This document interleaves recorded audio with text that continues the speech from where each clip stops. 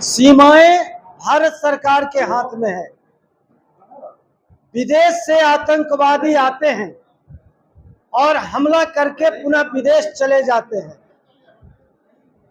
अब सवाल खड़ा होता है कि जो ये प्रश्न खड़ा कर रहे हैं, तो अटल जी देश के प्रधानमंत्री हैं। पूर्व में चर्चा किया है वक्ताओं ने। अटल जी देश के प्रधानमंत्री हैं और बनकर पाकिस्तान का या आतंकवादियों का बन जाता है। वहां जो सीमा सुरक्षा में बैठे लोग हैं उनको वहां से हटा दिया जाता है और पुनः कारगिल युद्ध देश पर थोप दिया जाता है।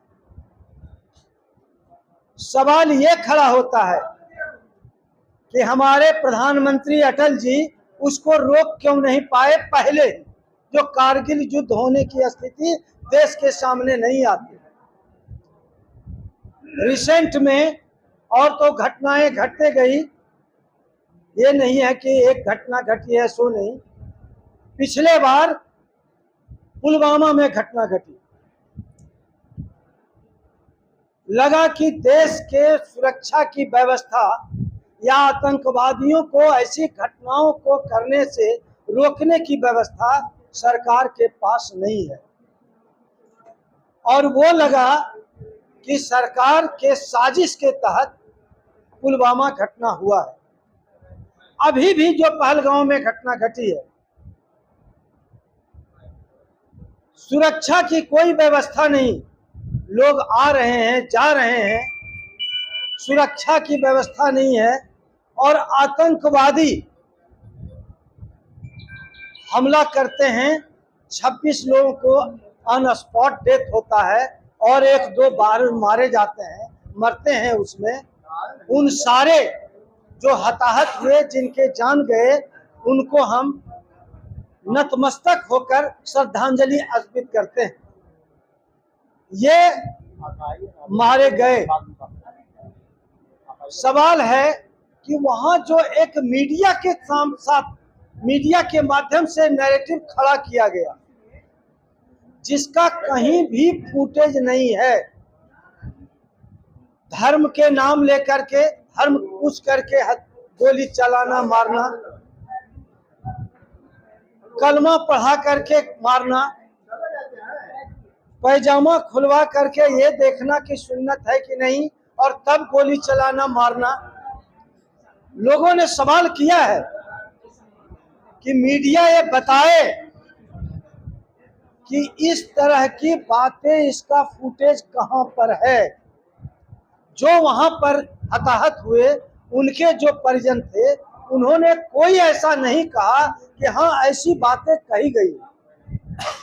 जब इस तरह की बातें नहीं है तो हमारा जो मीडिया इस डेमोक्रेटिक सिस्टम का चौथा खंभा कहा जाता है। मीडिया साधारण चीज नहीं है।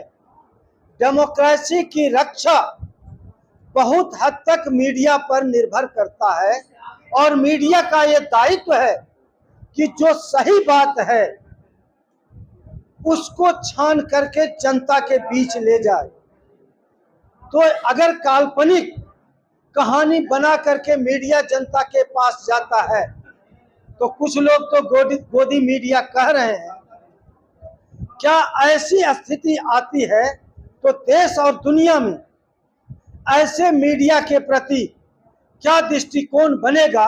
क्या ये डेमोक्रेसी का चौथा खंभा के रूप में, रक्षक के रूप में होगा या भक्षक के रूप में होगा? ये विचार में ये विषय बन जाता है। तो ये स्थिति बढ़ाने में मीडिया की भी अहम भूमिका दिखाई देती है। मीडिया को जो स्पष्ट रूप से जनता के बीच देना चाहिए वो नहीं दिया। और ऑपरेशन सिंदूर, चूंकि यह मान लिया गया, हालांकि पाकिस्तान के द्वारा यह स्वीकार नहीं किया गया कि हाँ हमारे द्वारा किसी तरह के आतंकी हमला करवाया गया है या किया गया, लेकिन एक आतंकी संगठन ने इसकी जवाबदेही लिया है। तो पाकिस्तान आतंकवाद का संरक्षक रहा है अब हम पाकिस्तान को ही सिर्फ इसमें नहीं देख रहे हैं, आतंकवाद का विश्व स्तर पर शुरुआत कराने वाला कौन सा देश है। जब वहां पर हम जाते हैं तो हम ओसामा बिन लादेन को देखते हैं। ओसामा बिन लादेन विश्व का पहला आतंकवादी जो पूरे विश्व में छाया। ओसामा बिन लादेन को किसने पैदा किया? ओसामा बिन लादेन को पैदा करने वाला अभी जो हमारे संप्रभुता पर हमला करने वाला अमेरिका है, वही ओसामा बिन लादेन को पैदा किया। और उसको पैदा किया उस समय अफगानिस्तान में कम्युनिस्टों की सरकार थी और सोवियत संघ के खिलाफ खड़ा करने के लिए ओसामा बिन लादेन को पैदा किया गया। पूरा फंडिंग आतंक फैलाने के लिए अमेरिका के द्वारा दिया गया, इसको कहने में हमें कोई कोताही नहीं है। तो ये पूंजीवादी व्यवस्था के पोषक आतंकवाद फैला करके आम लोगों के आवाज को बंद करने की बात करते हैं। पाकिस्तान में भी देखता हूं, स्कूल में बच्चे पढ़ रहे हैं, वहां पर आतंकवादी हमला हो जाता है, बच्चे हताहत होते हैं। ये आतंकवादी अगर पाकिस्तान में इस मुसलमान के बच्चों की हत्या करते हैं तो ये धार्मिक नहीं हो सकते। अगर वो धार्मिक होते तो मुसलमान के बच्चों पर जहां शिक्षा देने की व्यवस्था है वैसे स्कूल पर हमला नहीं करते। तो इससे साफ लगता है अभी भी निर्दोष लोगों की हत्या की जा रही है। निर्दोष लोगों को हत्या करना, वो कौन से अपने उद्देश्य की पूर्ति के लिए ऐसा कर रहे हैं, ये कहीं दिखाई नहीं देता है कि उनका तात्कालिक उद्देश्य क्या है। तो इस तरह से देश और दुनिया में एक ऐसा वातावरण पैदा करना, एक ऐसा खौफ पैदा करना कि हमारे जैसे लोग जो आवाज उठाते हैं, इनके आवाज को कैसे बंद किया जाए। तो इस तरह से जो पैदा करते हैं वो गलत है। और इसलिए आतंकवाद चाहे भारत में हो या भारत के बाहर विदेश की धरती पर हो, जो भी हो, और उसको जो भी फंडिंग कर रहे हैं, जड़ में आतंकवाद को फंडिंग करने वाला है।